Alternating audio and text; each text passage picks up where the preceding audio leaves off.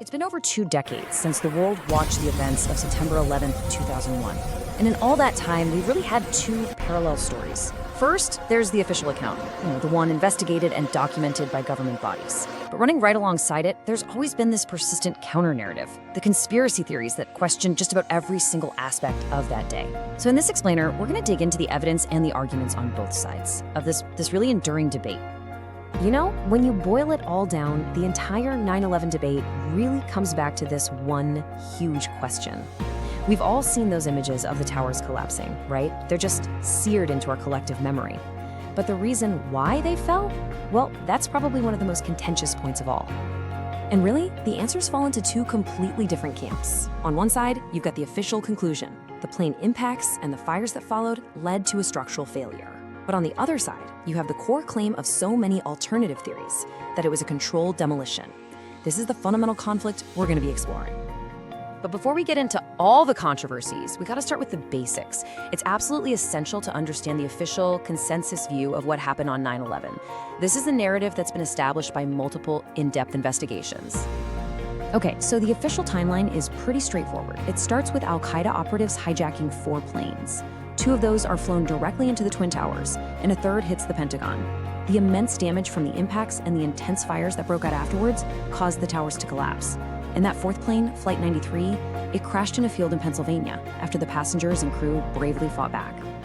And you have to understand, this isn't just some story the government put out. It's actually backed by a pretty broad consensus. I'm talking about the massive 9/11 Commission report, detailed investigations by the National Institute of Standards and Technology, or NIST, and FEMA. And beyond that, the official narrative is accepted by the vast majority of the civil engineering community and even scientific publications like Popular Mechanics. Okay, so let's dive into the first big point of contention, the destruction of the World Trade Center. This is really where the official account faces its most direct and its most persistent challenge. This quote right here, this really gets to the heart of the whole demolition theory. In a pretty controversial paper, a group of scientists claimed they found residue of explosives, what they called active thermitic material, in the dust from Ground Zero. For a lot of people who believe the towers were brought down on purpose, this is their smoking gun. So what is this thermitic material they're even talking about? Well, thermite, it's not your typical explosive that just goes boom. It's what's called an incendiary, and it burns at these incredibly high temperatures, hot enough to melt right through metal. The claim is that a really high-tech version of it, called nanothermite, was used to slice through the steel columns of the towers. So here's where it gets really interesting, because you have this direct clash of interpretations. Theorists look at the specific iron and aluminum particles found in the dust and say that's evidence of thermite. But the rebuttal is that, well, those elements were everywhere in the tower's construction, especially in the primer paint used on the steel. And there's also the very real possibility that the samples could have been contaminated by all the cleanup equipment used at the site. And this brings up another really crucial point from the official side. Demolition experts argue that, look, even if thermite was there, its chemical reaction is actually too slow to be practical for something like this. You'd need to sever hundreds of steel columns almost at the same time for controlled demolition, and they say thermite just doesn't work that way. Okay, another huge one you hear all the time is about the steel. The argument goes, jet fuel doesn't burn hot enough to melt steel beams. And look, that's technically true, it doesn't. But the engineering reality, according to the official reports, is that the steel never had to melt. The fires were more than hot enough to seriously weaken the steel, causing it to lose its strength, to sag, and to buckle under the unbelievable weight of all the floors above. All right, let's switch gears and talk about the Pentagon. This is the second major event of the day that draws a ton of scrutiny. But here the questions aren't really about fire. They're about the impact itself. This right here, this is the question that really kicked off a ton of theories about the Pentagon. Theorists look at that initial impact hole and say, wait a minute, that's way too small to have been made by a Boeing 757. They ask, where's the rest of the plane? How does that work?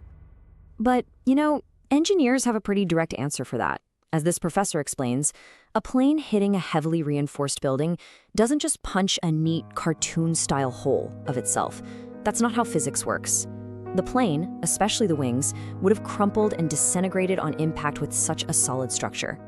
So for the skeptics, it all comes down to what they see as missing evidence. They point to the fact that there weren't large, recognizable pieces of wreckage, like the wings or the tail. They point to pictures of the lawn right in front of the impact zone that wasn't all scorched up. And again, they come back to that initial hole just being too small. For them, all of this points to something else entirely hitting the Pentagon, maybe a missile. Okay, so we've talked about the physics of the collapses and the impacts, but there's this whole other layer of theories that suggest the involvements, or at the very least, the foreknowledge of foreign intelligence agencies. And probably one of the most specific and widespread claims you hear is this one, that Israel's intelligence agency warned Jewish employees to stay away from the World Trade Center on 9/11, and that's why there were so few Jewish casualties. But here's the thing. When you actually trace that claim back to its source, it seems to come from a misreading of a news report. The report simply estimated that 4,000 Israelis were in the vicinity of the attacks, not that they were all warned to stay home. In fact, the estimated number of Jewish victims was proportional to their percentage of the city's population at the time, and we know that 5 Israeli citizens were killed in the attacks. So, moving on from foreign involvement, another big set of theories points the finger inward, suggesting there was foreknowledge within the U.S. government itself. Theorists have put together this long list of events and strange circumstances that they argue are just way more than a coincidence. And this timeline, well, it lays out some of the key things that really fuel that suspicion. For instance, a year before the attacks, a report from a think tank that included future Bush officials talked about needing a new Pearl Harbor to rally the American public. Then, just weeks before 9/11, the new leaseholder for the World Trade Center takes out this massive insurance policy that specifically covers terrorism. To theorists, these aren't just random events, they're pieces of a bigger puzzle. And then you've got this other layer, the military exercises.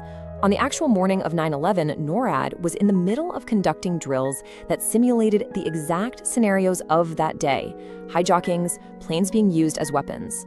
The argument from skeptics is that these drills created this kind of fog of war that, whether it was intentional or not, delayed and totally confused the real-world response. So that brings us to the big question, right? After 2 decades of official reports, of scientific analysis, of all these independent investigations, why do these theories not only stick around, but actually seem to thrive? And really, it all boils down to 2 totally different ways of looking at the world. The official stance is built on scientific consensus. It says the known facts, the plane impacts, the fires, gravity, are enough to explain what happened. But the skeptic stance comes from a place of deep distrust in that official story, and a laser focus on what they see as unanswered questions and weird anomalies in the evidence.